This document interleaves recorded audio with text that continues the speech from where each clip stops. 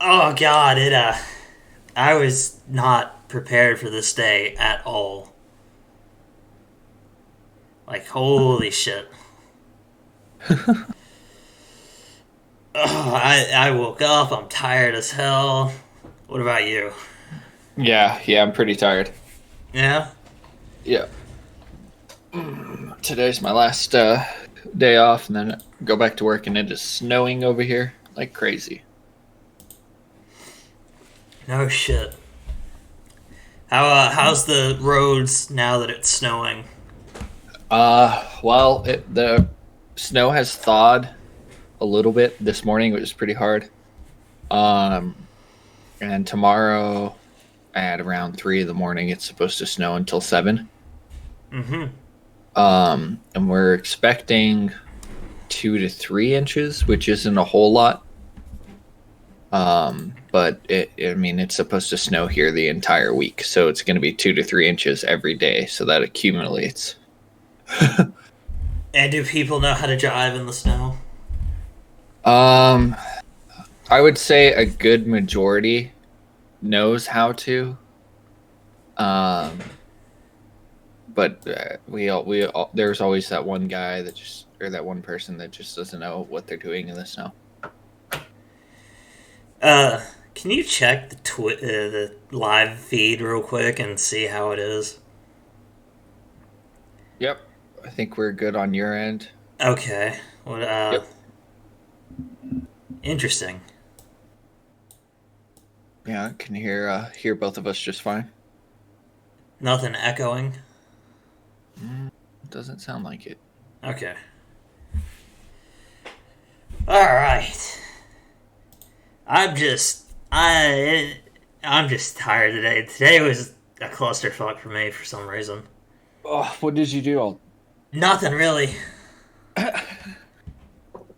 I sat there on my ass. Yeah, I had to go out and run an errand, but I'm just tired as shit today. And not only that, but when looking at the podcast, it's like I have no idea what the fuck I'm doing on this.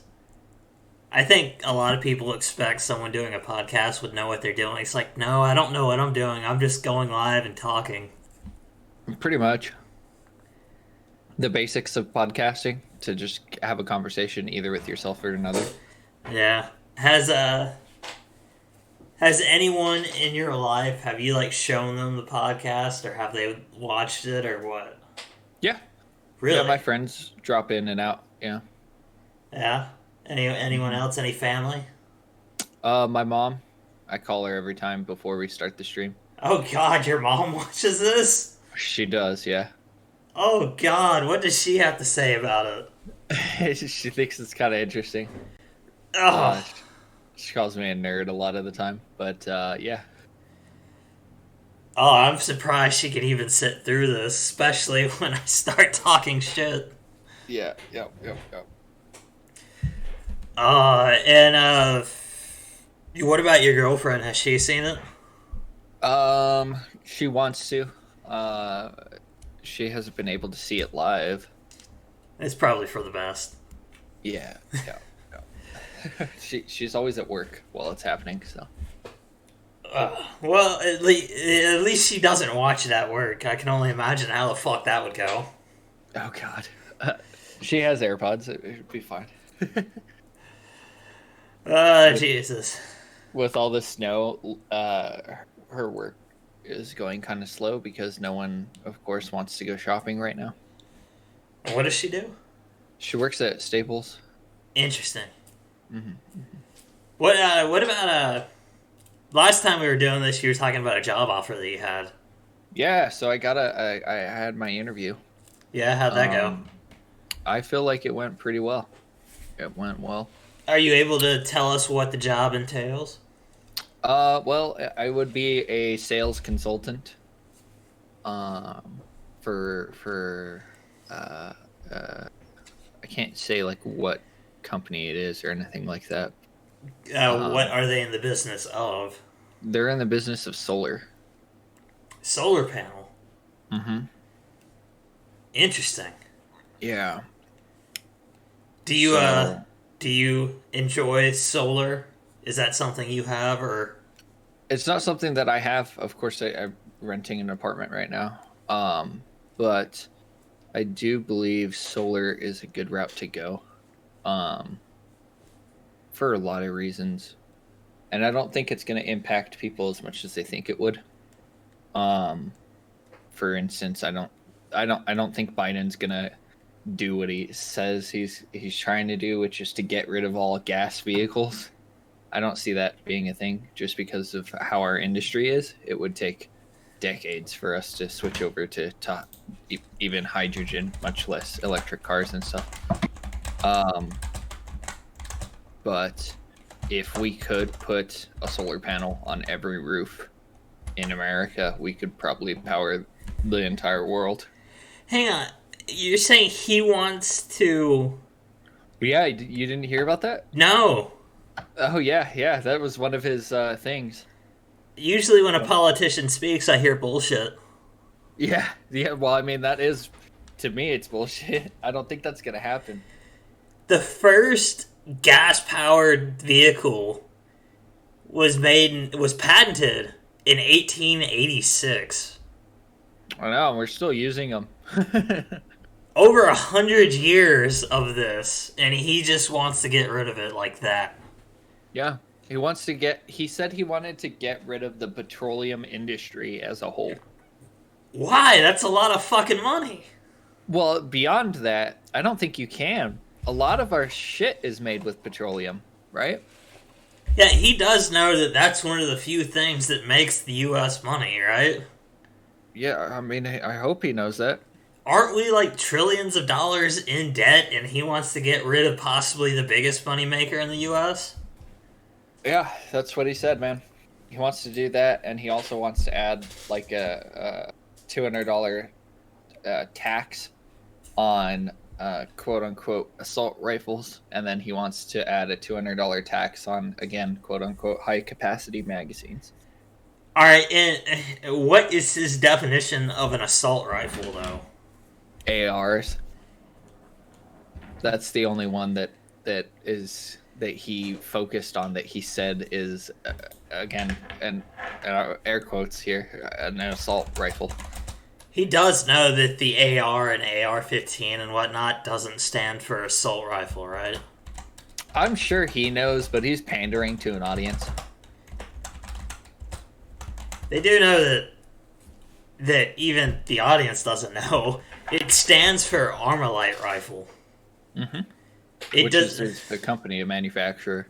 It doesn't stand for automatic or assault. Yeah, neither of those. Yeah. And also he said he wants to add a $200 tax on high capacity magazines. Whereas the definition of a high capacity magazine is a magazine exceeding that of 30 rounds. But he said that a high capacity magazine is anything higher than 10 rounds. No. So that would mean that the two magazines that I have for my AR would be $400 that I'd have to pay. I have like handguns that can hold more than 10 rounds. Of course, yeah. And this is with normal magazines, by the way, not extended. I know. Yeah, no, my pistol, I have a Beretta, holds 17. Yeah. In the magazine, and I think a majority of my handguns hold at least 12 rounds. Now, I'm not entirely sure, but I believe that a high capacity pistol is a pistol that is able to exceed 10 rounds. Again, I don't have any magazines that don't go over 10 rounds. Yeah. And so, like, my pistol is a high capacity pistol, technically, because it holds 17 plus 1. I think a majority of handguns today... They are, yeah. It's easy. They're double stacked, right? Yeah, I think if you want something that has 10 rounds or less, you have to get a compact pistol. Mm-hmm. Mm-hmm. Which, I don't like them. They literally feel too small in my large hands. I have a C or an SCCY 9mm, a Sky 9mm compact pistol, and it's great. It's a very small size, very easy to conceal, and very easy to carry. It again only holds 10 plus one, right? But I don't like the trigger because it's single action only, and it's a hammer strike, of course. Oh god, single Yeah. action only? Yeah, so it's a very heavy trigger pull every time you squeeze the trigger, which kind of sucks. I think But every like, handgun I have is double action. most are, unless you have a striker fire pistol, then it's a little different how that works. But yeah, so that's something he wants to do. He wants to get rid of all of the gas. Again, And not something that is feasibly possible I as don't of think this it is. moment. I don't think it's possible at all. It would take longer than the years he has to live to do that. Yeah. This all being said, like, I do believe in renewable energy, and I think it's a good idea, but I know that it's not going to happen within a decade. Oh, I know it's a good idea, but the problem is that people are stupid and we're in debt, and it would take, again, decades to actually get rid of, transfer all this stuff to renewable energy. Yep. But that transfer is happening, and there is a lot of money in that transfer as well. Is it happening, or is he saying it's happening? Well, I mean, that's why I'm becoming a sales consultant for solar. Oh, Jesus. It's probably the end of the world anyway, so I guess it doesn't really matter. It's the end of the world. Copyright. Yeah. Good stuff. Oh, I guess we can move into Star Wars. Oh god, there's a lot to unpack there. There's going to be spoilers in this, by the way. I could, hang on. Let me go ahead and... There. Now, right now, you know that spoilers are happening. When I turn it back on, that's when we're done with spoilers. Okay. So you can go ahead and mute it if you don't want to hear about the Mandalorian. So We'll start with that, and then we'll talk about the other Star Wars stuff that isn't spoilers. So first off, they brought back Bill fucking Burr. Yeah, that was freaking awesome. They name dropped him in the previous episode, right? Yeah, we saw a mugshot and his character's name. Yeah. Now, unfortunately, he died, but Yes, unfortunately, he's dead.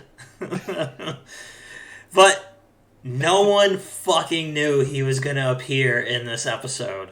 Did not know it. I thought after season 1, in his one episode, that was it.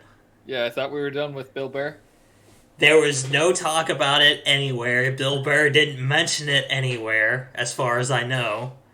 Yeah, I listened to his podcast Monday morning, just before Friday afternoon podcast, and yeah, he didn't mention that he had anything big coming up. Usually, when he's has like a show, or he hinted at him being in Star Wars the first time he was. Yeah, it was largely talked about that he was going to have a character and an appearance in the first season of The Mandalorian. Yeah, but that's all everyone thought that was ever going to be. How wrong we were, and this episode really, like, I don't consider him an actor.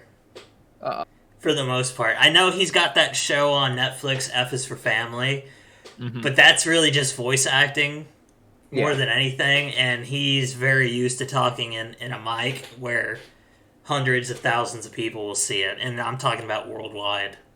Right.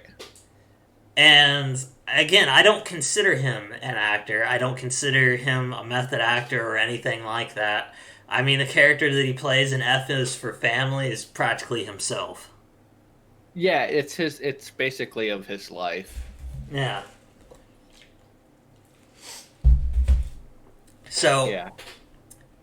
and then, even in the first season, it wasn't really, like, his acting wasn't really defined in that first episode that he was in my Yeah, opinion. and that episode wasn't really centered around him because it was kind of like just a cameo kind of thing, right? Like he was just part of that episode for that particular um, situation that they were dealing with there. Yeah, but this episode, holy shit. Lot of development there, character development, and definitely showed how much Bill Burr could actually perform. Oh yeah, he's got a wider range than one would think when it comes to acting. Yeah, it was really intense. So they essentially have to go find out where Gideon's ship is at in the galaxy, right? Yes, they and to do that, they need Bill Burr's character because during the reign of the Empire, he was an Imperial field agent. I believe is what they called him. Yeah, so he knows, a little bit of Imperial knowledge, how to do things, how to get information, stuff like that, right? Yeah. So they have to go borrow him from prison. Yeah, that's literally how it is. We see a robot that at first looks like K2SO, I think. Mm-hmm. And then once we see its upper body, it's like, oh, nope, that's not a K2. Nope. And the planet is, it seems to be some kind of junkyard planet. Yeah, so he's just like picking up scrap from one pile and moving it to the other pile. Yeah, and you see like Imperial walkers that have been repurposed for like picking up scrap, and they have like cranes on them, and you see one of them carrying a TIE fighter. Mm-hmm. Something we've seen a lot throughout this second season is repurposed. Yeah, there was those ones on the water planet, Yep. Mm-hmm. and not only that, we saw. I think we may have seen a repurposed walker or two in Jedi Fallen Order. Yeah. But I could be wrong. So they go and they borrow Mr. Burr for his talents in the Imperial Army. Yeah, and we learned that Empire. they have to find an Imperial terminal. Yep. However, Bill Burr mentions that there might be one on some planet that I forget the name of, which I don't think is really too important. Not really. In the story, What planet it is isn't that important. Very beautiful planet though. It's luscious. It's green. You can tell that it's kind of impoverished because of the Imperial control over it. Yeah, as with most Imperial worlds, the citizens are the ones that suffer the most. Yep. We see a return of Slave One. Yep, Slave One. And Boba Fett is in some clean ass fucking armor. Yes, it is cleaned up. It is refinished. It looks amazing. Yeah, it's got like this matte olive green color to it. It's got that reddish maroon thing around the visor. It's instead of on that beige looking thing in the armor just hanging onto it, it's been redone and it's black. It looks so much better than what it was in the first time we saw it. Yes, and we also see Boba's iconic rifle.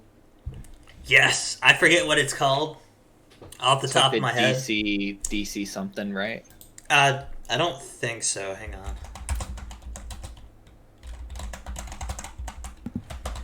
Really clean. Kind of shocked us. It's the EE3 carbine rifle. There we go. Yeah, we get to see that. It's been cleaned up. It looks new as well.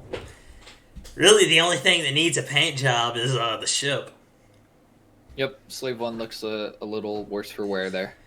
Yep. So now we have Cara Dune, we have Fennec Shan, Boba Fett, and Mando working as a team, and they brought Bill Burr's character. And they get to this place, and I think we see for the first time, as far as I know, a vehicle with wheels. Well, I mean, in the Clone Wars, we saw vehicles with wheels. If we did, I don't remember them. During the raid of Kashyyyk. Oh, yeah. That was more of like a tank tread. Yeah, but that's the closest that we got to like a true ground vehicle per se. Yeah, usually every other vehicle is like floating like a foot off the ground or something. Mm-hmm. So that was different, and they're carrying. Fuck. Do you remember what it was called? Iridium. I don't think iridium's the right term because That's Borderlands. an action. Yeah, that is Borderlands. I'm not entirely sure. It's an explosive, which they make very clear, right? Yeah, it's a highly volatile explosive that they have to be careful even when driving, because it could become unstable. I'm looking for what it's called, so you can go ahead and fill it in. So Bill Bear comes up with this great plan, right? They have to hijack one of these transport vehicles so that they can get from inside the planet to the actual base itself. But there's a little bit of a hang up there because apparently there's some scans that are done and such, and so someone who's wanted by the Empire cannot go there, otherwise they're going to be found out for, right? So of course Bill Bear is not wanted by the Empire, and neither is Din. So, but the issue then becomes, well, you got to take off your armor there, buddy. Which he was hesitant at first. But then we see him sporting what looked like a sand trooper's armor. Yeah, I think they were called shore troopers. Yeah, shore troopers. There you go. Not sand trooper. Sand trooper would be from Tatooine, right? Maybe. But shore trooper armor, which looked really cool. And of course, both Bill and Mando are in this armor. And they're trying to get from one point to the other. The what they were carrying was Rhydonium. Rhydonium, there we go. Yeah. Which is an explosive agent, right? Yeah, it's highly volatile, and so they have to drive carefully in order to get to the base. Mm-hmm. And sure enough, shit goes sideways, as always. Yeah, on the way to the base, they pass by this little city, then shows you that the world is very poor. And then they also see wreckage from other transport ships on the way. So they're, like, okay, something has gone down in the past. And then we see that the cause of it is pirates. Yes. Who want to blow up the Rhydonium and the Imperials, which normally would be just fine, except, this is Mando's thing. Yep. And, also, one thing that I noted, or that I noticed, I should say, is the frickin' race of pirates. Yeah. We've never seen before. As far as we know. As far as we know, we've never seen them before. They didn't look like anything that I would recognize. Yeah, they didn't. They weren't the Wee Quay pirates that we're used to. Yeah. They were something else. Just very weird. And then we got something that I think isn't just a coincidence. I think it's a teaser for what's to come. Mm-hmm. So these pirates are using primitive weapons, except for the freaking explosives that they have. Yeah, they're carrying around thermal detonators. Yeah, they've somehow got thermal detonators, right? Yeah. But beyond that, they're using spears. Yeah, and for a little bit, Mando uses one of the spears to beat the shit out of a few of them and throws it and nails someone, and he flies back off of the Imperial Juggernaut, I think is what they call it. Mm-hmm. And I think that is a tease on Mando fighting with the Beskar spear that he got from Ahsoka's episode, The Jedi. Yep. And I think Boba Fett is teaching him. Someone has to be teaching him how to use that thing. Yeah, I don't doubt that he has a basic knowledge on how to use it, but I don't think he has enough to hold his own in a one-on-one fight. So he's whooping some ass, trying to keep the transport alive. And sure enough, they succeed, and they get to the base. The cavalry comes in the form of many Imperial stormtroopers and shore troopers. First time I've ever seen him do anything. Yeah, this was the first time they were useful and effective. Mm-hmm, mm-hmm. And sure enough, it's stormtroopers, it's shore troopers, and I guess like lieutenants and stuff. Yeah, officers of some kind. The Imperial officers. Mm-hmm. And we learned that they're the first ones to make it. The first transport out of how many? Many, apparently. A lot of them. Yeah, there were quite a few, and Mando and Bill Burr were like the only ones to make it so far. Yeah. So they're being praised, right? Yeah, they're like, people are saluting them, they're getting pats on the backs, everyone's clapping their hands. Mm-hmm. And then we get to the big point. We see an Imperial terminal, but Bill Burr is afraid to go in there because he recognizes one of the officers and like, shit, I think he might recognize me, and he's getting scared. You know, Bill, of course, has fought for the Empire, apparently, right? Yeah. He's had that experience in his life. And this Imperial officer is in the Chow Hall, right? And they have to get to the terminal, which is also in that same building. Yeah, and same room. And before that, though, like before we get to this, because this becomes a big thing, Bill Burr was there was some character development for him. Yes. Throughout the ride there, he was talking about how people suffer and how Republic or Imperial, the civilians only see us as invaders, and how really he wanted to get out and he's really just a survivor, and that he and Mando aren't so different. Yep. And then we finally get to the Chow Hall where we're at. Bill Burr won't do it, so Mando decides he's got to go in. He's got to get this information. Which then Bill Burr turns to Mando and says, "Well, there's an issue with you doing it as well." Yeah, it has to scan your face. Yep, it has to do a facial scan, man, and you can't wear your helmet. He tries, but then... He tries.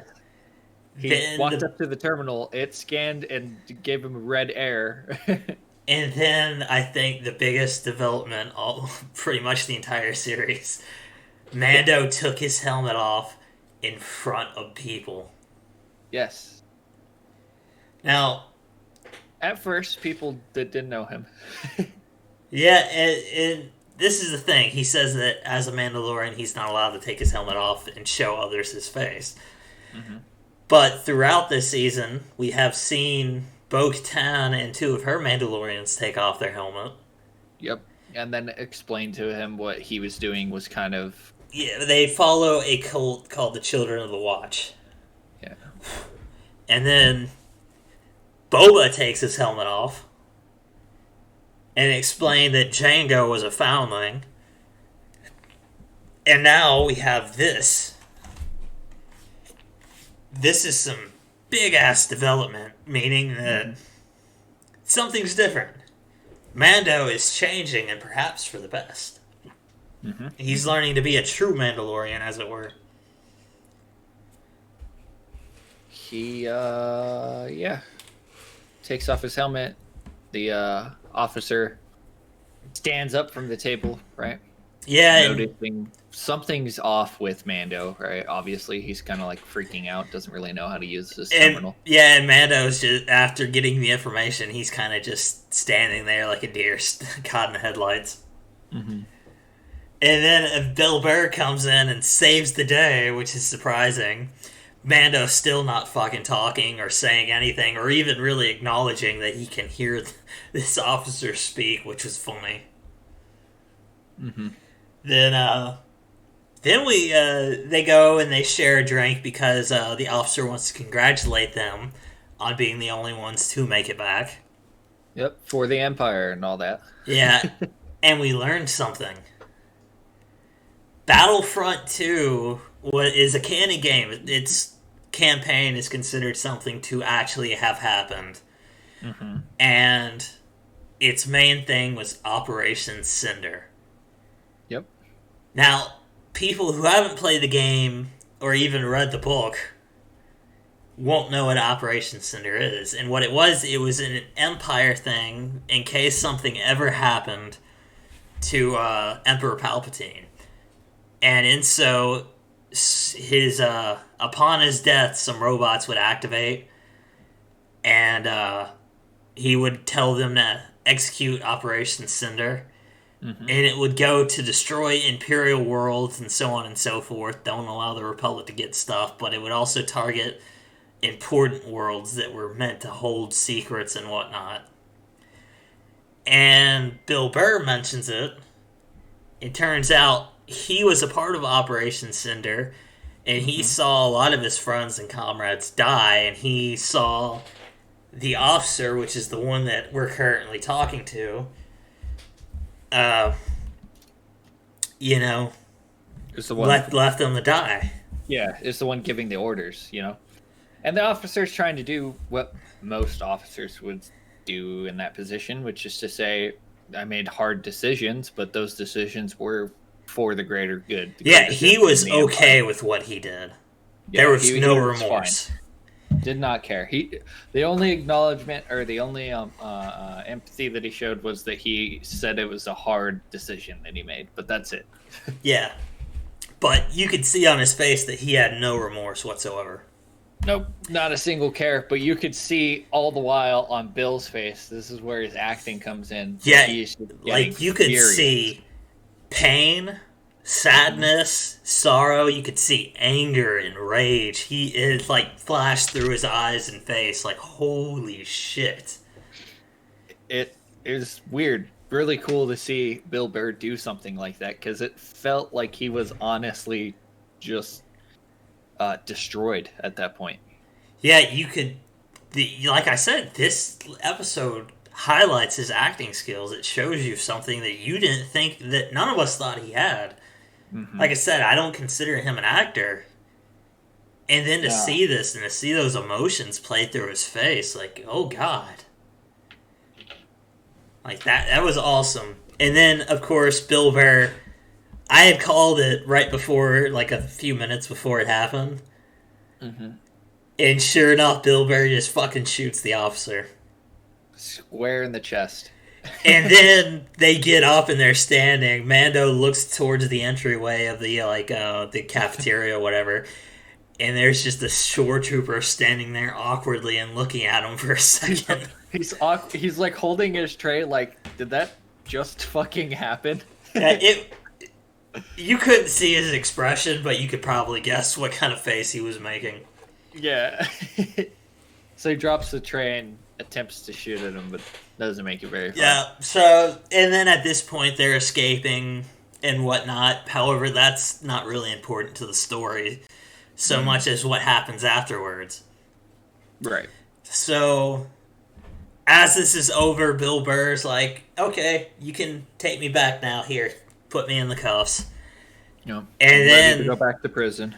Cara Dune is like, this operation ended. We did good on this. It's like too bad. Bill Burr died on this mission. Yeah, and Mando's like, explosion. Yeah, and Mando's like, yeah, it's a sad thing he died in that explosion. And Bill Burr's just standing there like, are you fucking serious right now? Yeah, like he doesn't believe him at first, right? And Yeah. I don't think he believed him until his back was turned. Yeah, and then he leaves. He's free to do what he wants now. Yep. So that was cool. Mm-hmm. And that's what we meant at the beginning by him dying. Yeah, He's that not was actually dead, but meaning he could come back again. He could. And then everyone leaves, but then we cut to Moff Gideon's ship. That lieutenant, I think, comes in, tells Moff Gideon that he needs to see this, and she turns on a holo projector, and it's Mando himself issuing a threat. It's like, you may think you have some kind of inkling to what you have. However, that child means more to me than you could ever know. And essentially issues a death threat to Moff Gideon. And a seemingly effective one. Mm-hmm. Moff Gideon looks a bit shook. Mm-hmm. And not in a sense that he is fearing for his life so much as, shit, Mando is an actual threat. This could very well ruin everything. Especially if he succeeds. Yup. He acknowledges Mando as a true threat. And that is where the episode ends. Which means next episode is going to be the climax. Mm-hmm. And we have no idea what it's going to be. No clue. I don't even know if it's going to be a big battle. We're expecting it to be a big battle, but it could go anyway. Yeah. Honestly could. But, that's about it for The Mandalorian and its spoilers, and it was a great episode in my opinion. My favorite part was Mando taking his helmet off, hearing about Operation Cinder, that death threat, and also seeing Boba Fett in that clean-looking armor. God, brand new. What about you? Definitely a good episode. Just kind of didn't add a whole lot to the story, but more filler than story adding. Yeah, it was needed though, I feel. Okay. Do we have anything else to talk about on Mando, or is that about it? Oh, yes. Yeah, we forgot to mention one of the freaking coolest things. Slave 1, right? Battling some of them. Yeah. As they're leaving. As they're leaving, yeah. The Slave 1 is going up, and you see 2 TIE fighters. And for those of you who saw Attack of the Clones, which I'm pretty sure just about every Star Wars fan has seen it, even though it's a shitty movie. Mm-hmm. You remember there was that scene in space where Obi-Wan is following Jango Fett and Boba. And Django's just like, well, time to get rid of him. And he, flips a switch or something, and that bomb shoots out the back. Yes. That happens again in this episode. I loved it. I wanted it to happen. I was like, I hope he uses one. And then immediately after I said that, he used one. And I was like, yes! A minute before that happens, as the Slave One's coming up, you mentioned the fact that I hope we see that little bomb in the second movie, and then sure enough, it happens. Yeah, I was like, oh, there we go. That's what I've been wanting. So that was pretty cool. Definitely worth it. Good episode. Was needed. But nothing too insane happened. So if you didn't watch that episode, I think you'd be okay. Yep. But so that's all I got to say about Mando. I think that's about it for The Mandalorian. So spoilers are now over. You don't have to. You can unmute us or whatever. There's no need. Yep. So moving on, we got a bunch of news on Star Wars. A bunch of shows were released, or their titles were dropped and they're in development. Yep. And when we say a bunch, we really do mean a lot. Yeah, there's fucking 10 of these things. Yeah, there are 10 new shows that are going to come out for Star Wars. Which I hope they don't like all release them at once, because I think that'll be stupid. It would be kind of hard to follow, considering that a lot of these don't take place at the same timeline. Yeah, like Right. the main problem is though, I think back to when Disney's like, we're gonna put out a Star Wars movie once a year. Right. And then they couldn't even keep up with it, and we got Solo, which I think is a shitty Star Wars movie. Doesn't really add much. Kind of changes how the hell he got his ship. Yeah, okay, here's what I have to say about Solo. It's a great sci-fi movie. Yeah. It's a great movie as long as you don't consider it a Star Wars movie. Then it's perfectly fine. It's a good movie overall. But Great. it's not a good Star Wars movie. Great VFX. Just not what I would consider to be a Star Wars movie either. And I mean, it kind of changed how Han gets his ship, and I also didn't like that the ship was changed, but you know, he apparently added to it over the years, I guess. Or something like that. he But he made it a hot rod. I don't know. yeah, so that's what we got from that one Star Wars movie a year bullshit. But now we have 10 shows. Yep. And which one do we want to talk about first? Oh my goodness. I am super looking forward to the Obi-Wan. Yes, Obi-Wan. We Yes. know when it takes place now. Yep. Yep. And 10 years.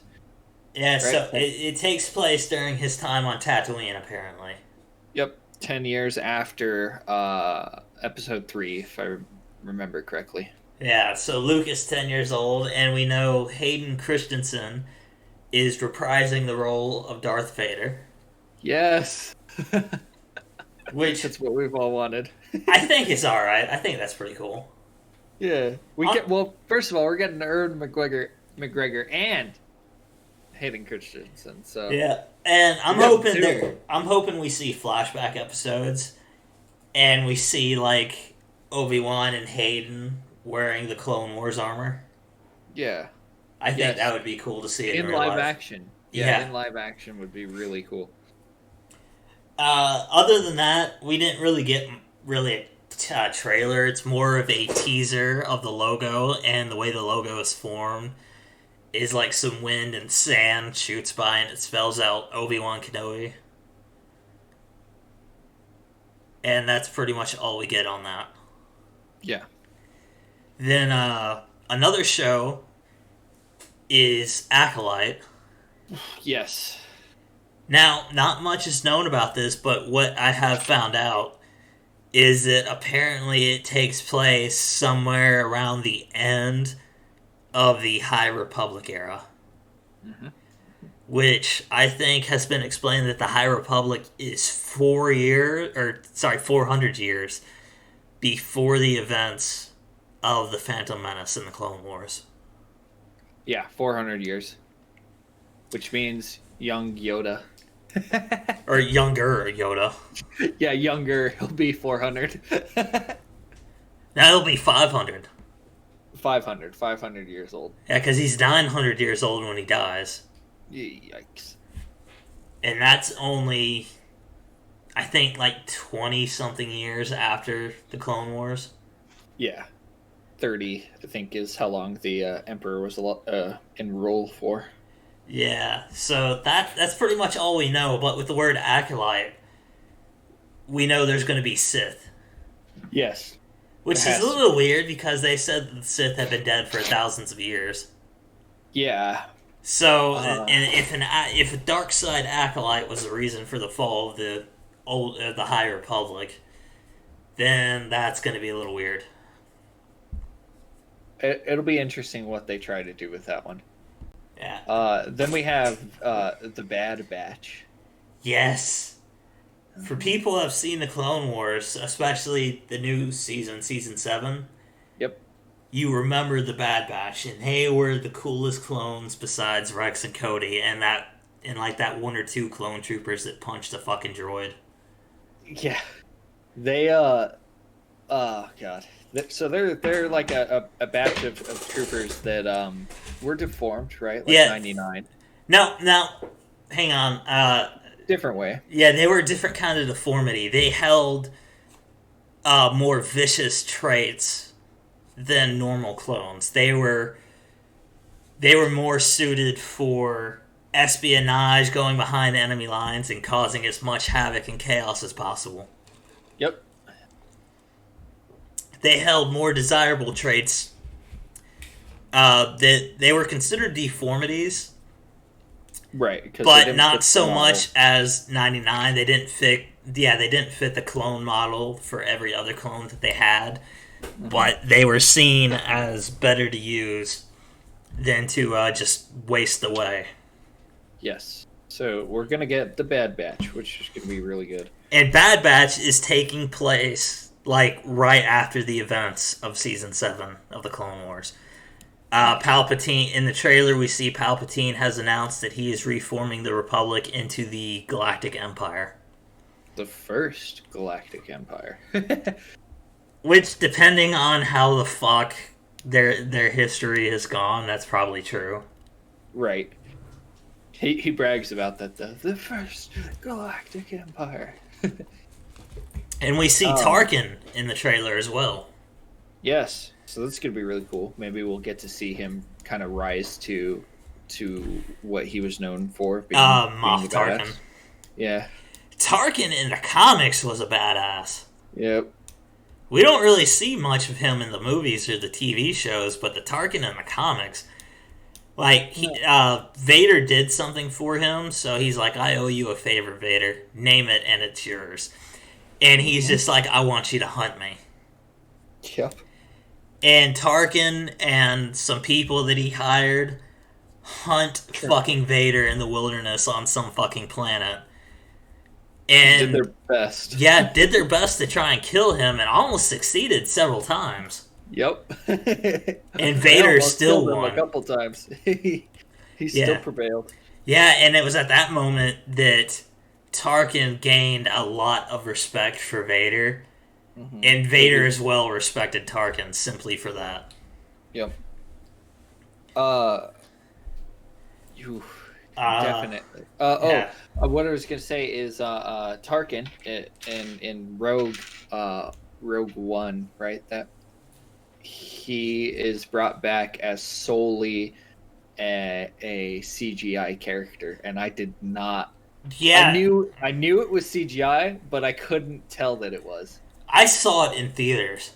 Yeah. And we were sitting kind of close than normal, Mm-hmm. and he looked horrible just seeing that in CGI.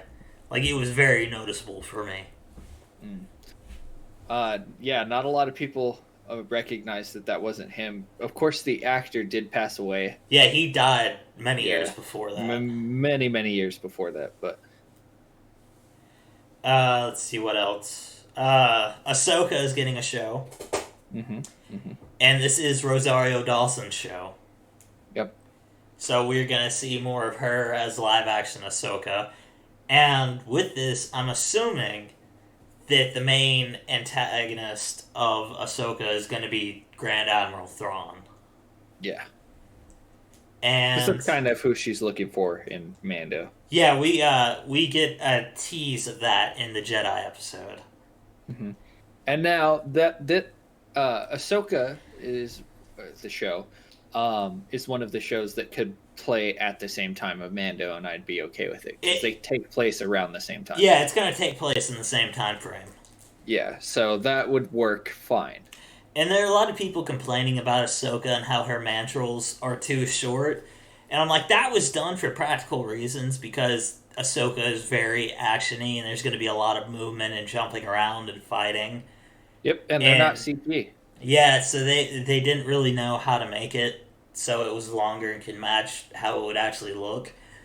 But the guy who designed them is also doing the design for Ahsoka, and he said that they are working on it to make it both long and practical. So that's something they're gonna fix. So next, after that, we have Rangers. Yeah, Rangers of the New Republic. Mm-hmm. I don't know anything about the show other than it takes place around the same time as The Mandalorian. Yep.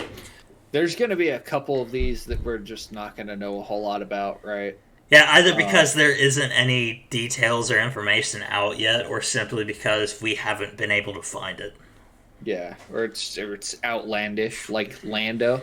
Yeah, I think Rangers is going to take place with like I guess wild space cowboys. They're going to be like in the outer rim and whatnot. Mm-hmm. Lando, I have no fucking idea what it's going to be about. He's a legend, right? Lando in of himself is kind of a legend. So I think it's going to take place for his earlier years. Yeah, And kind of show him coming to become the leader, or I guess the leader fits better, but of Baspin, right? yeah, Bespin, and then of the shit. What are they called? The Rebels. Hutt rebels. Fuck, Yeah. I don't know why I was having such hard trouble with that. But Yeah. do you think it's definitely going to take place in his younger years? And I imagine they're Yeah, going to it bring has to. Donald Glover back to play him. I would hope so. I would really hope so. That makes more sense. Yeah. Just because he's already played a young Lando. Yeah, and I imagine it'll take place in that time frame. Yeah. It has to, because it doesn't really make sense to show him as General Lando, right? Yeah, and not only that, I feel like Billy D. Williams is a bit too old at this point to have Yeah. a show focused entirely on him and doing whatever Lando does after the Empire falls. Yeah.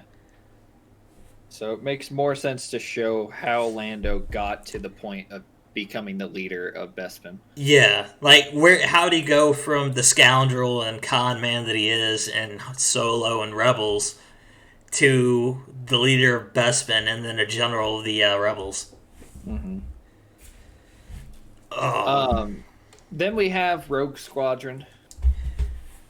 Which I am very confused about Rogue Squadron, as I know that in Legends, Luke led a squadron of fighters, and they were called Rogue Squadron. Mm-hmm. And then I know Rogue One, but then I remember seeing that the Rebels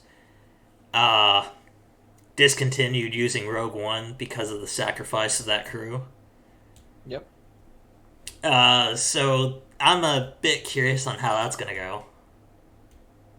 Yeah, it's a little interesting. One that we know a little bit more about just because that's kind of an iconic kind of thing that has been. Yeah, been Rogue Squadron is one of those things in Star Wars that's very well known. Yeah.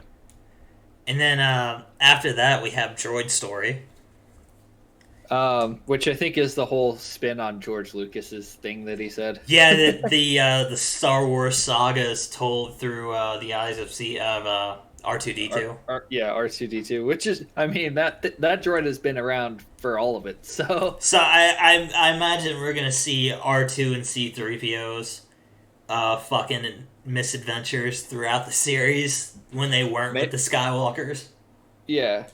So or we're gonna see something similar to that, I imagine. Something or other. And then the one that probably is the biggest enigma is Visions. Yeah, alright, here's what I know of Visions. It's going to be a series of one-shot episodes by some of the best Japanese animators that that are working on them. Mm-hmm. And that's about all I know. Just random stories, I guess. Yeah, they're just random one-shots. Which is a cool idea. I like it.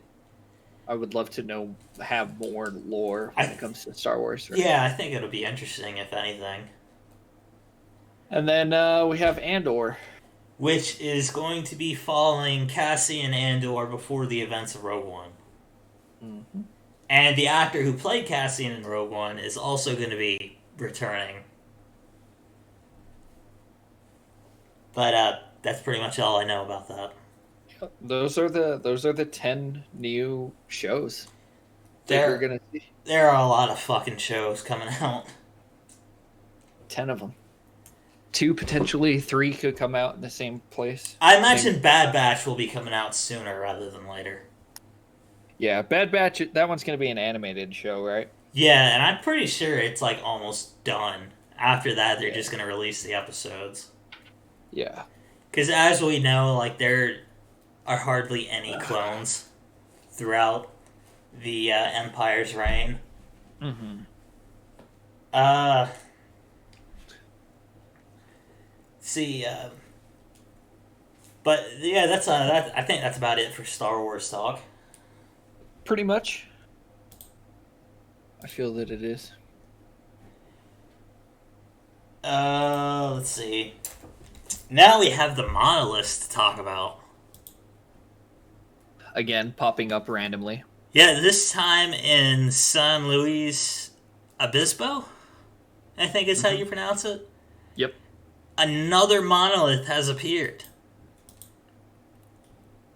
And it's very strange because this is now like the 4th one, I think. Yeah. First was Utah, first was in Utah. Yeah. Then it was in Romania. Then California. And now here. Yep. And I'm starting to wonder if this is actually a serious thing. Yeah, I don't know, man. It's weird. It can't be just... Oh, wait, hang on. It could be copycats, right? For sure. But, it seems to be that 2 people... Or, sorry, 1, 2, 3... 4 people fessed up to creating this one. Oh, okay. They said after the first 2 they wanted to do another one, but this is really the 4th one. Right. So, the other 3 are still unaccounted for on what exactly they are, but this one looks like it was just a random thing. Mm-hmm. They're like, someone was going to do it, so why not us? And they said the group took inspiration from the 1968 Stanley Kubrick film, 2001: A Space Odyssey. Yep. Which, of course, is where the freaking monolith comes from. Yeah, as we know. But this one looks very different from the actual ones. This one actually looks dirty and welded together. Mm-hmm. But, the other ones look like a solid mass. Yeah, and they look very clean. Mm-hmm. They're almost to a polish. Not quite, but pretty much there. Yeah, but there's not really much to talk about with that one since it's a fake. But the other ones, who knows? And you had mentioned earlier before the cast something about Galactic Federation. Mm-hmm. So a former Israeli space security chief says that aliens exist, humanity not ready. Mm-hmm. Mm-hmm. This Galactic Federation has supposedly been in contact with Israel and the U.S. for years, but are keeping themselves a secret to prevent hysteria until humanity is ready. Now, earlier we had the Pentagon release footage of some unidentified flying objects. Yeah, they flat out admitted that aliens are real. Yeah, they flat out said it, right? Yeah. So this Israeli space security chief should be a big deal, right? We should pay attention more to it. Yeah. The question is, has the state of Israel made contact with aliens? According to retired Israel officer and current professor Haim Eshed, I think is how you pronounce it, the answer is yes. But this has been kept a secret because humanity is not ready. I think we're ready now. I don't think so. I think we should let this plague that is humanity die here. I think 2020 has had enough surprises that we wouldn't be worried about aliens. I'm looking to see. He's clarified the existence of a galactic federation, and further descriptions about exactly what sort of agreements have been made between the aliens and the U.S. which ostensibly has been made because they wish to research and understand the fabric of the universe. The cooperation includes a secret underground base on Mars where there are American and alien representatives. If true, this would coincide with U.S. President Donald Trump's creation of the Space Force as the fifth branch of the U.S. Armed Forces. Mm-hmm. Ashed insists that Trump is aware of them and that he was on the verge of disclosing their existence. However, the Galactic Federation reportedly stopped him from doing so, saying they wished to prevent mass hysteria since they felt humanity needed to evolve and reach a stage where we will understand what space and spaceships are. I guess. Yeah, I guess. Again, I think it would be a terrible idea. Give us something else to focus on other than this freaking pandemic. Yeah, so aliens are real, apparently. Yeah, I mean, the universe is too big for there not to be, right? Yeah. I think a better question is how close are they? You know, and I think this kind of confirms that they are basically here. My theory was that humans, the people who live on this planet now, us, are originally from Mars, but we fucked that planet so badly that we ended up having to leave and come here. Yep, and since then we forgot. Yeah. That's a good theory. And now we're fucking up this planet. Yep, we did not learn. Yeah, that was my theory on it. I think humans originally come from Mars. However, our ancestors had screwed that planet up so badly that it became a giant dust ball, and we had to leave and come for here, and then we pretty much de-evolved because we couldn't really go anywhere else. And since that time and forgetting and having to go through things again to rebuild civilization up to now, we have fucked this planet up, and now we're trying to leave again. Mm-hmm. So aliens are a thing. COVID is a thing. COVID is a nasty virus, right? A bug, if you will. No, now, hang on. COVID-19 is the current pandemic we are dealing with. However, we have had other forms of COVID throughout life. This is only the 19th strain. Mm-hmm. I mean, it's essentially a super cold. Pretty much. We've had other versions of this. It was just named differently. Mm-hmm. So, yeah, but still, fucking aliens, man. I think they should just let the plague that is humanity stop here.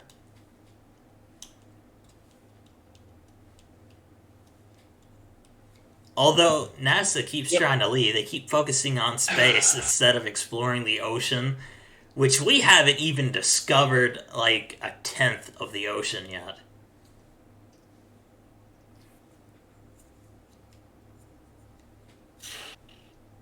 Nothing to say on that. Mm-mm. It's like, why not explore the ocean? Imagine the kind of secrets that are down there. I don't know, man. I don't know what all could be down there. Exactly. It's hard to think what could withstand that pressure. Cthulhu? When we're having when we're having the hardest fucking time to get down there. Yeah, like it's literally easier to just go up into space. Yeah, but imagine if they spent all these years focusing solely on the ocean. I don't know. Anyway, moving on from that, we have Cyberbug 2077, as I call it. Mm-hmm, mm-hmm. I have seen nothing but glitches and game-breaking bugs. Now, I have had a similar experience because I'm currently playing Cyberbug, and there are some bad glitches in it. Some even worse. There's just random shit happening. What all have you seen? I've seen things to do with cars. I have seen other things. I'm going off of what streamers and other gamers have said because I haven't bought it yet. I Hmm. think I'd much rather get it when they are through patching it up. Yeah, wait. I would say I don't know about. Uh, I would say wait if you want a good polished game. But otherwise, I don't think any of the bugs have stopped me from enjoying the game. Well, here's the thing: the game wasn't ready yet. Yeah, I wasn't ready. Was not ready. CD Project Red came out and said like, yeah, the game's not ready, so we're gonna delay it again. And everyone's like, no, fucking don't delay it. Put it out as is. And like, okay, but you're not gonna like it that much. Well, that's the thing is that I do like it. I don't deny that it's a fun game and it looks cool, but It's there's a good way game. too many bugs and glitches. They're not game breaking though. There are a couple where the game will just flat out crash, but that's rare. I've I seen haven't more than I, that to make it rare. I haven't seen. Well, it's pretty rare. I haven't seen it happen on my end at all. Texture packs aren't loading in. That's nah. The sound packs aren't loading in. I've experienced that. But the story wise, story of the game is really freaking good. Um, and even though it has these glitches, these bugs and stuff, it's not anything that should keep anyone from wanting to play it. What all glitches have you seen? The ones that I just mentioned. That's it. Yeah, just texture pack things. I've seen a car fly. um, People randomly going up without like a staircase there, but like they go to like a second story just on their own. Huh. Um, nothing that's like broken the game though that prevents me from playing it or anything like that. Interesting. Yeah, just kind of funny stuff, and I'm just like, oh well, that's ridiculous. Like I said, you're the one that's playing it because you actually bought it. So Hmm. what all else have you seen or have to say about this? I think people shouldn't have made a big deal about the nudity in the game. There's not a lot of it. Okay. Uh, the trailers, for whatever reason, I've heard this a lot. The trailers for that involved Keanu Reeves in game didn't sound like him. I don't know if they fixed the sound quality All or the if they trailers that changed I've it. seen had it sounded like Keanu Reeves. A lot of people have been saying that it just sounded not like him at all. But in game, I haven't experienced that at all. I think the trailers were different.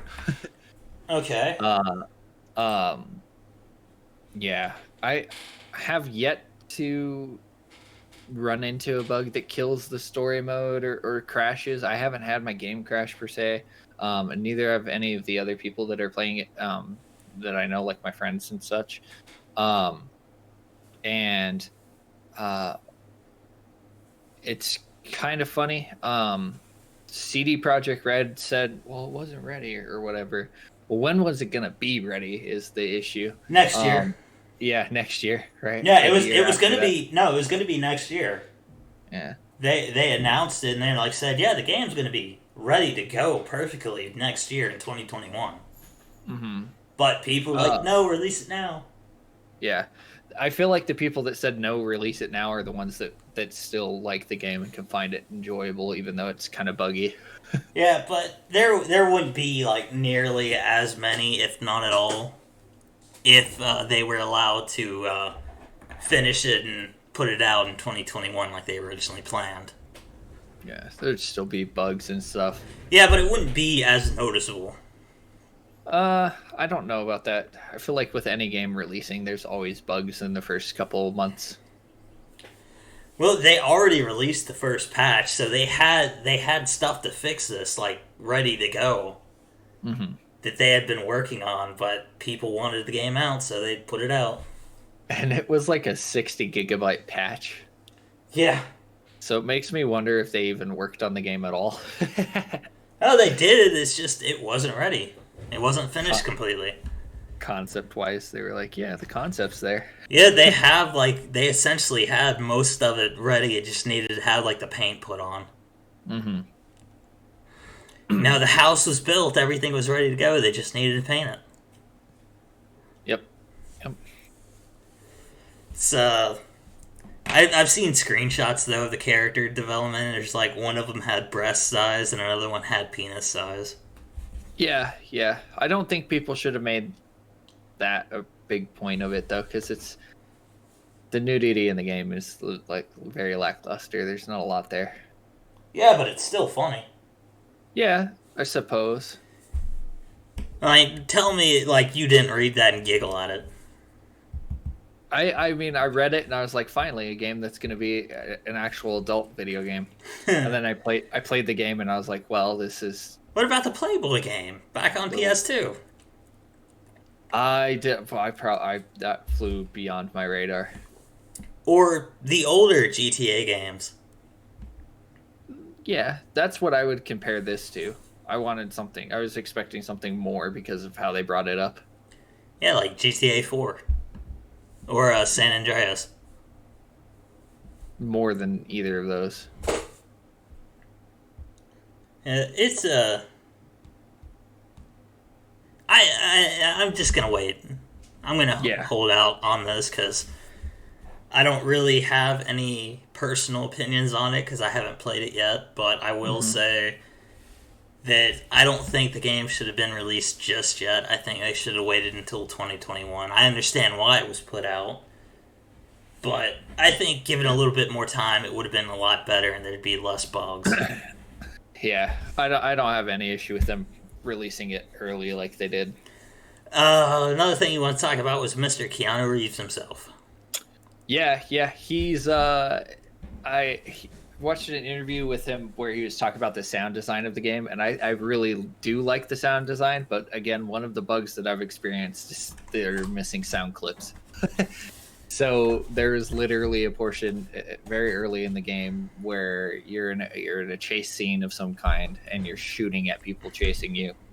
Very classic scene for video games, I suppose, but there was no sound. It was just silent. That is weird. It was weird, and I was like, okay. I was still able to deal damage and continue on with the mission, and as soon as that chase ended, the sound came back in. But I was just kind of sitting there awkwardly in silence, shooting at things, listening to my mouse click, which was ridiculous. Yeah, that is really weird. Yeah. I saw an interview with him saying that this felt like he was playing seven different characters, and he absolutely loved it. Oh, I would agree with that. His character, the character development for Johnny Silver, yes, that's why I think the story is so good. He kind of like flips between different personalities, and it's weird. Yeah, it also depends on how you play the game and what decisions you make that also change Johnny Silverhand's personality. It does. You can either befriend him, be neutral, you can hate him, you can want him out of your head, you can want to keep him in your head. There's a lot there. But Johnny within himself like kind of flips between all those different things because it's almost like a schizophrenic kind of thing when you're playing the game. Yeah, I remember like in the trailer that I thought was funny, like the main character V is like, you're a dick, right? And he responds with, yeah, you're a cunt. I guess we'll fit together fine. Yep. Like that. That's funny. It's hilarious. And then of course, Johnny knows that he's just a figment of these. It's not that he's a figment. It's that his personality and some of his brain was put into a chip, and he's essentially an AI now. That's not. You got to play the game to know more about that. But that's the base. That's the basics of what everyone knows. He kind of recognized that he's not a part of the real world, is what I was getting at. Yeah. And he'll have V do things for him, which I think is kind of funny. Like V is doing the action, and somehow Johnny gets something from that, which I think is kind of hilarious. It's because they're working kind of towards the same goal, depending on how you play the game. It's the little things that I'm getting at, but I don't want to spoil them too much. Yeah, I remember one of the trailers where it was showcasing a more, I guess, I don't want to say evil. I'm trying to, but a more demanding and angry Johnny. Yeah. And it's like, and if I want your body, I'll fucking take it. That's very early on in the game, and based off of your interactions with him, of course, you can choose whether or not he continues to have that mindset. Yeah. But as I've said before, though, because he does flip flop, so he like 1 second y'all are buddies, and then the next he's like being a psychopath. Well, it's kind of funny because Johnny Silverhands doesn't have a set personality. Yeah. Like in the lore, he doesn't. Nope. Because Cyberpunk was originally a pen and paper roleplay game. Yeah. So it was entirely different. And then CD Projekt Red has done this stuff before. They took The Witcher, which was originally a book series, they turned it into a video game series, and it was well done. Mm-hmm. So now they're taking a pen and paper game, and they're turning it into a game. Yeah. So that's pretty interesting. It is. It is. Speaking of games, the Game Awards happened. Yep. Streamers, there were people on Twitch would stream the Game Awards. Yes. However, it has come out that multiple streamers have been getting DMCA'd. Which is ridiculous. Yeah, they were getting copyright strikes because of it, which I find kind of stupid. Was it not free to watch the Game Awards? Yeah, it was. Okay. That means it was a public transmission, right? Yeah, it was a special event. That's what it was listed under, and it could be streamed on Twitch by anyone. Yeah, and anyone could have potentially watched it, right? It wasn't paid for. You didn't have to jump through hoops to see it. You didn't have to be part of a special group or whatever. It was a public event. Yeah. Ridiculous that people got copyright strikes for that. Yeah, and I don't even know what it was really for. I wish I could give a definitive answer. Mm-hmm. But I remember vaguely seeing it, and it looked like a very stupid reason. Yeah. Hang on. I'm looking up to see what it is. There's probably some music in the background, or a developer was like, yo, we didn't want that to be shared.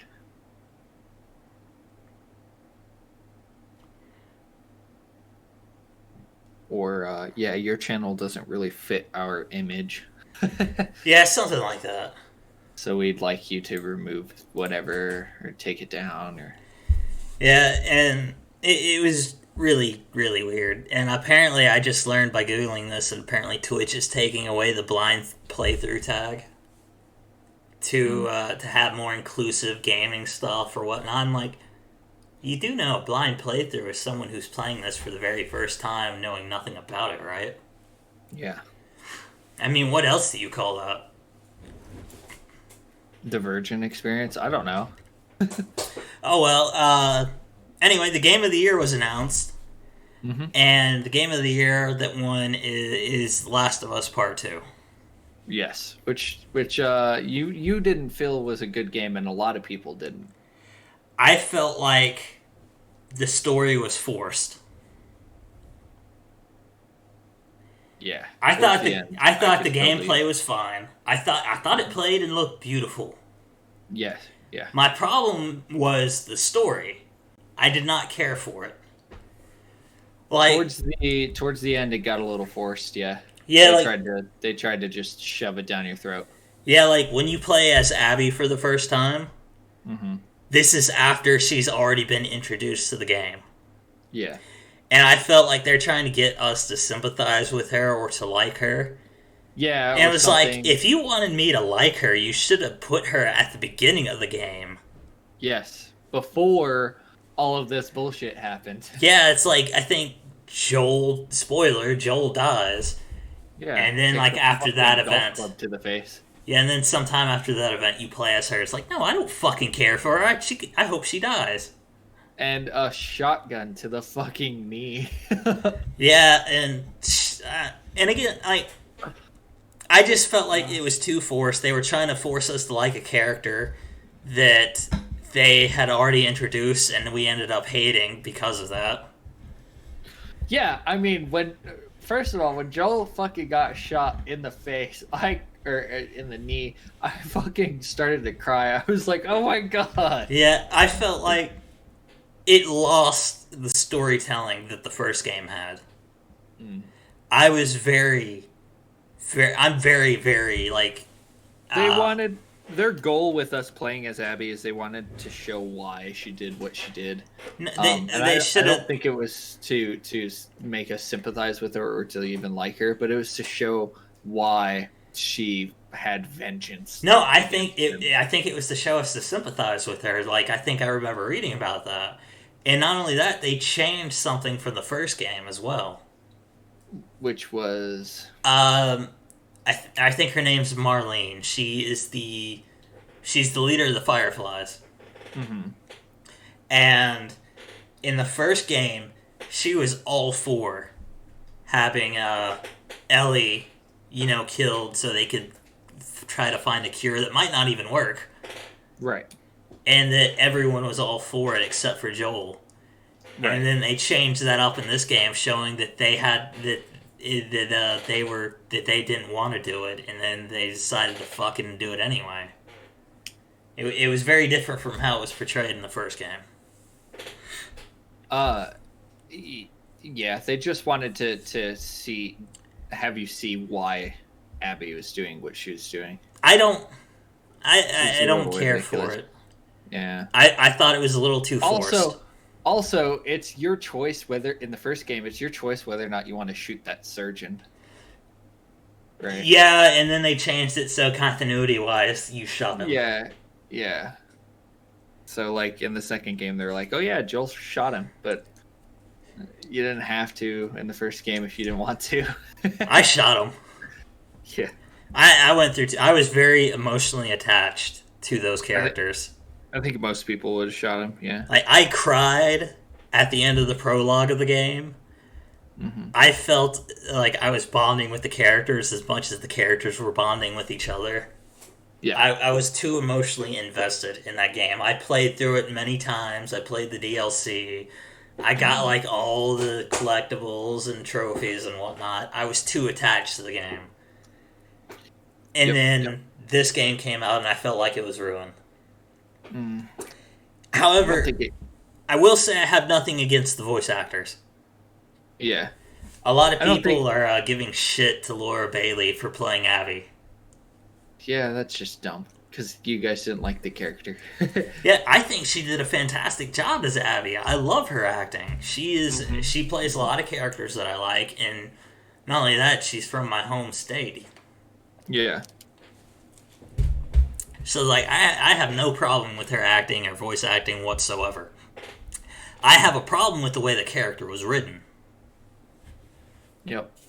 Game of the Year edition is going to come out now. I felt like Doom Eternal should have won Game of the Year. Doom Eternal is a damn good game. Yeah. Like Last of Us Part 2, maybe Game of the Year, but Doom is eternal, baby. But Doom is eternal. But, yeah. And I honestly thought Ghost of Tsushima had a better chance of winning than The Last of Us. I didn't see anything about that game. Fair enough. Yeah, I just personally I don't know much about it really, other than they're samurais maybe. My little brother said that game was really good, but yeah, that just didn't catch my attention. Understandable. Yeah. But still, I felt like Doom should have won. I was really banking on that. For sure. Oh, but I just felt like The Last of Us could have been far better than what they put out. And I don't know what the hell they're... Honestly, the game wouldn't have been as bad if they would have ended it earlier than where they ended it at. If they would have ended it before Ellie got to Abby, I think it would have been better. Yeah, I don't honestly know how to feel about the ending. Yeah, because that ending of them fighting or whatever, and then Ellie decides not to fight. That's... Something about the cycle of hatred. It's like, no, I don't care for this that much. I don't like it. Yeah, I would have still shot her in the fucking face. I still wanted to. All the way through the game, I wanted to just fucking shoot her. She fucking killed Joe.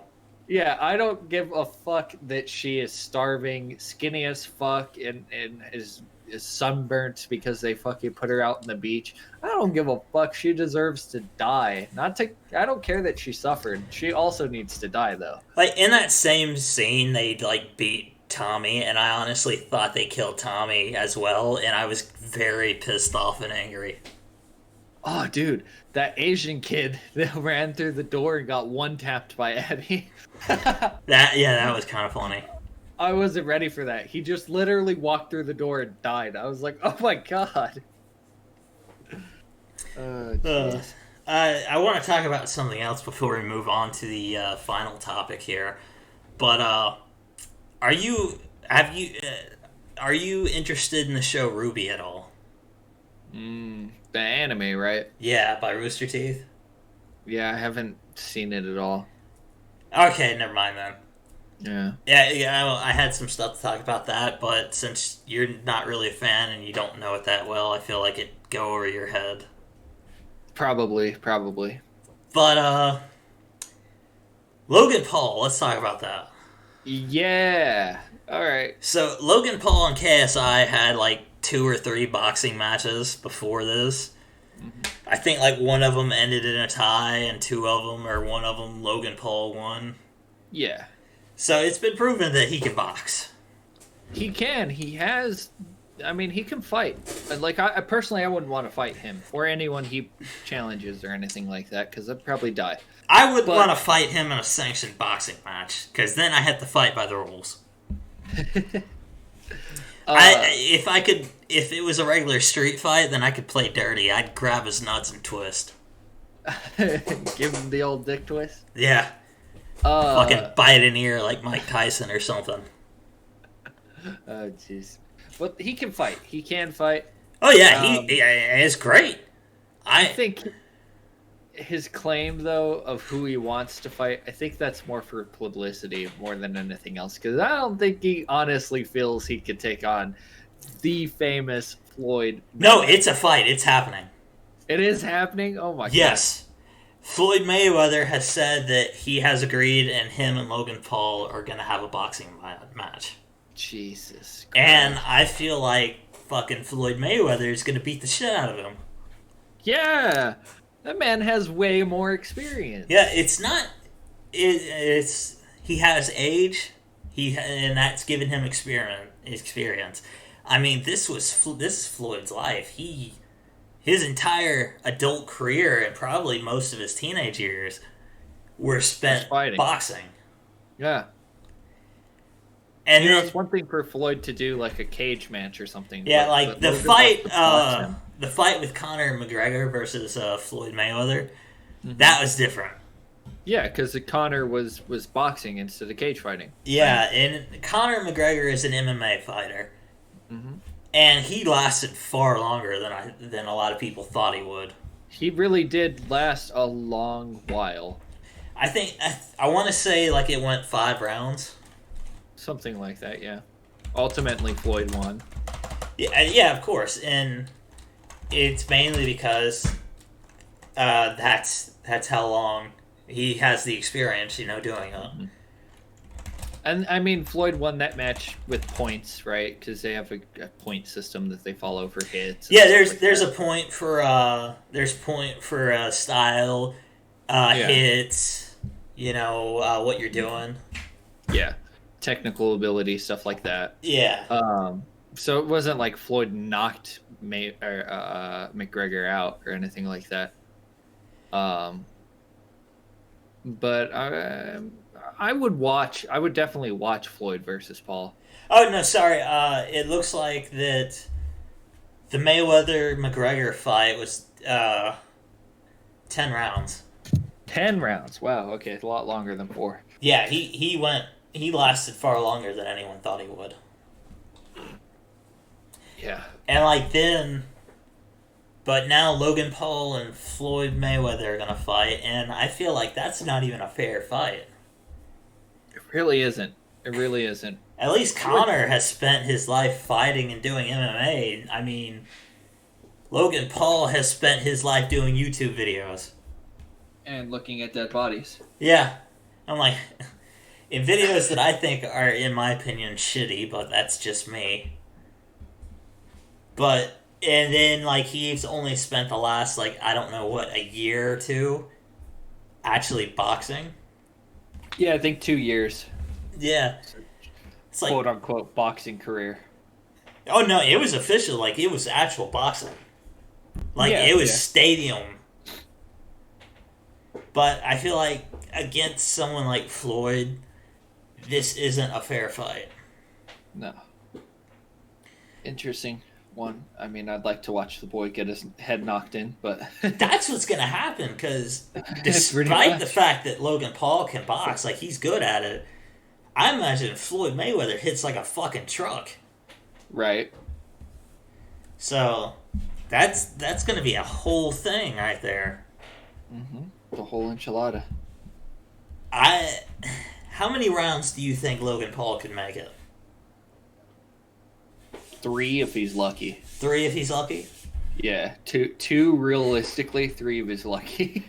I'm gonna give him the benefit of the doubt and say that he's gonna try to outlast Mayweather.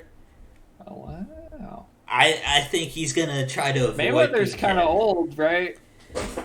No, well, it's not that he's a bit old. It's the fact that I think Logan Paul is going to try to avoid getting up close and personal with him to try to avoid getting hit. Because, like I said, Mayweather probably hits like a fucking truck. Yeah.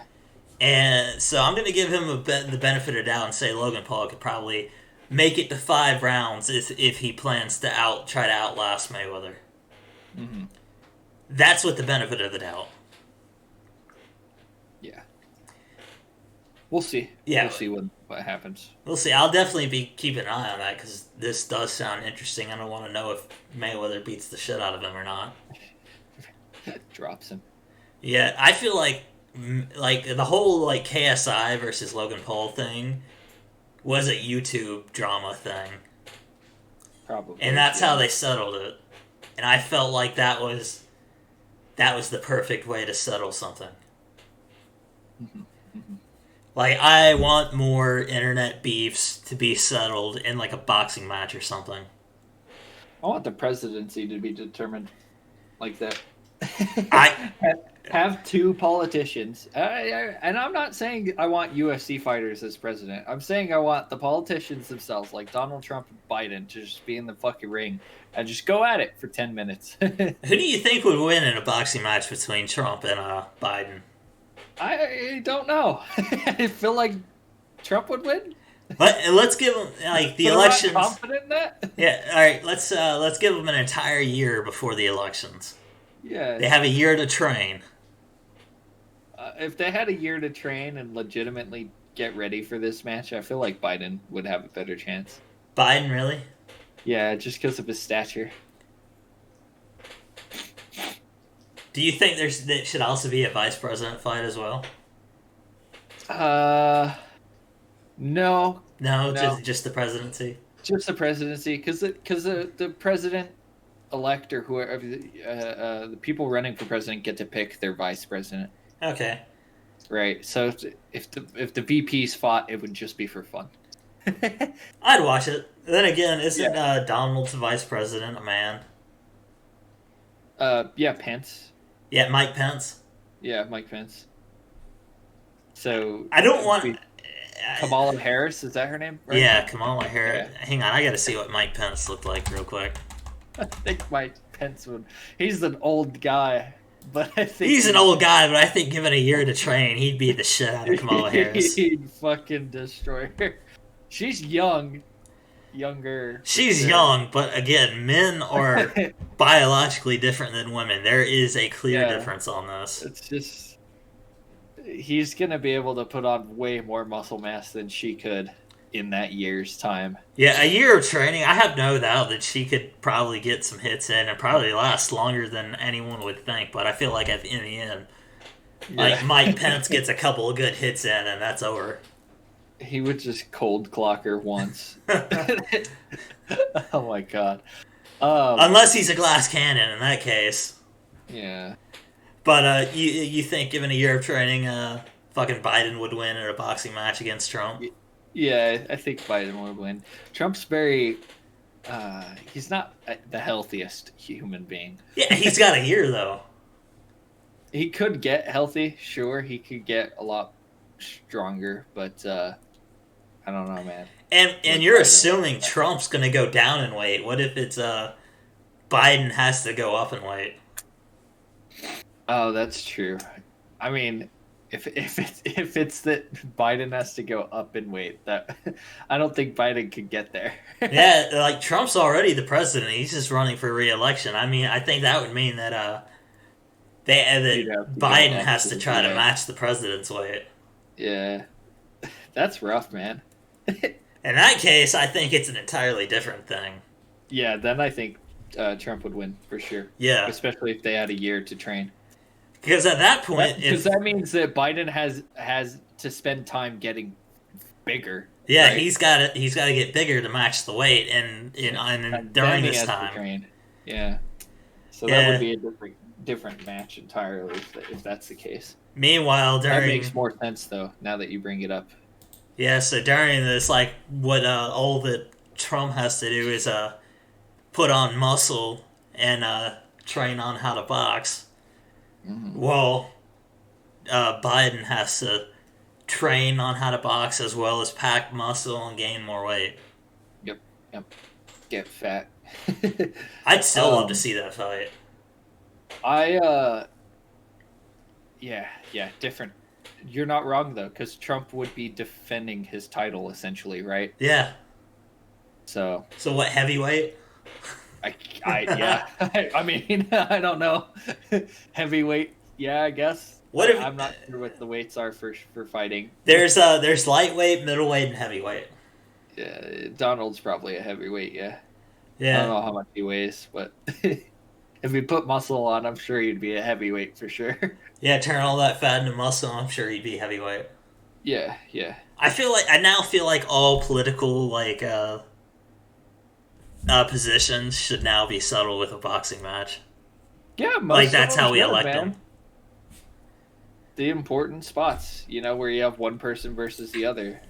Oh yeah, I'd watch that. I'd watch the shit out of that. Yeah, Huh. I would watch that 100%. Like, let's vote for who gets to fight.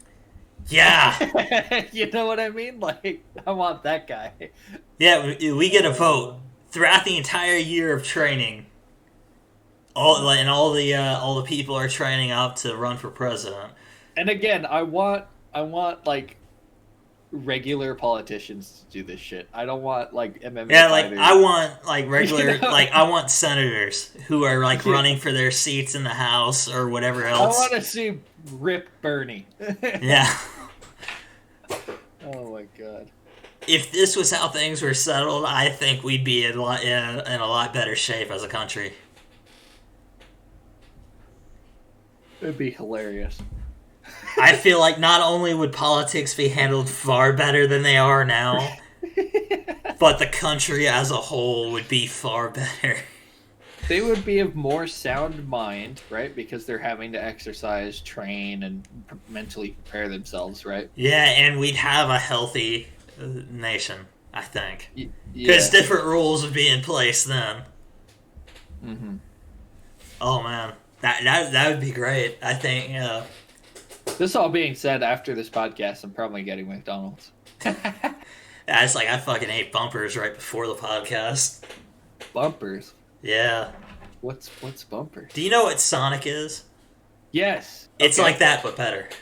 Okay. Okay. Is it the Eastern equivalent? I don't know. I guess. Because there's Carl's Jr. and then what's the other one? There's multiple restaurant chains do that where they have a West Coast chain that's the exact same thing, and then they have an East Coast chain that's the same thing as well. All right, but before we end this, any like a politician you know that was also an actor or something, who would you want to run for president? Any politician that was an actor? Yeah. Do they have to be a politician right now? Technically no, but a lot of old actors are actually politicians now, which is a little weird. Yeah, because we got the Terminator, man. Yeah, you would want the Terminator? Yeah, I think that would be hilarious if he was president. I go back to Bill Burr's joke about that though. I don't know if you're familiar with that part of his stand-up, but he made a joke about Arnold just killing it, right? So he comes to this country, doesn't speak the fucking language, barely learns how to speak it, becomes a ripped dude, right? Super fucking strong guy, wins a bunch of weightlifting competitions. Then he decides he wants to become an actor, right? Kills it as an actor. Nobody can understand this man. After he gets done acting, he's like, you know what? I want to run for governor. Can't even fucking pronounce the name of the state that he's running in. California. Okay? California. All right. This dude has been winning for decades, okay? Why wouldn't he think he could fuck his maid too? I'm trying to think of someone else who could run against him as president and then have that boxing match decided. Dude, he's ripped as fuck.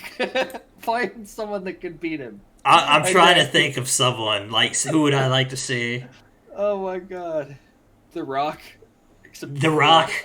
I feel like The Rock would win that. Yeah, I feel like he'd be my next, like, if I could pick a celebrity to be president, I'd pick The Rock. For sure. The Rock or Joe Rogan. Let's see. What about Jason Momoa? Maybe. I feel like Jason Momoa could probably fight him. I feel like he could fight. I think he would win. Actually, I think he would win. Just because he's a lot younger. Yeah. All right. Well, Michael Clark Duncan, if he was still alive. Michael Clark Duncan. Yeah, you know who that is, right? No.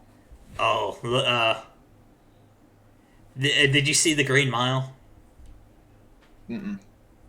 Did you see Daredevil the movie with Ben Affleck? Yes. He was the African American actor who played Kingpin.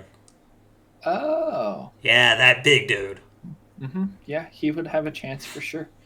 Him and Momoa would be a good fight. You know what? No, if Carl's Weathers. There we go. Another